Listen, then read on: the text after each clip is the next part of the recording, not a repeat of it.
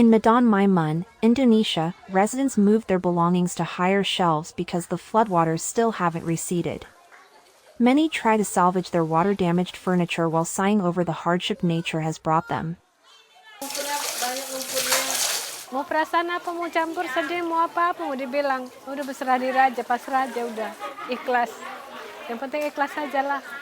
Karena apa mau kami perbuat lagi? Mengadu sama siapa, kok nggak buat sama yang di atas. Residents are heartbroken. They scrub dishes that had been soaked in muddy water while the city struggles with widespread power and water outages. They are also worried about potential disease outbreaks.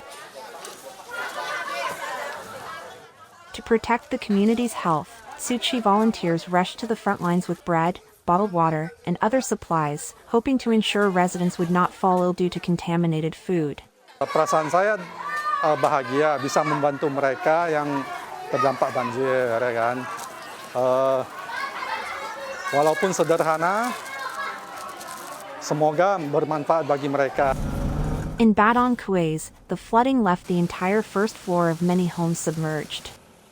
Although the water has mostly receded, the village remains in a state of devastation. Saya ingin menyampaikan ucapan ribuan terima kasih kepada Yayasan Buddha Tzu Chi yang pada hari ini. The relief items have helped ease the community's despair, yet local officials noted that the affected areas are still short on medical resources. They hope more people will step in to help speed up the rebuilding process. ITV reports.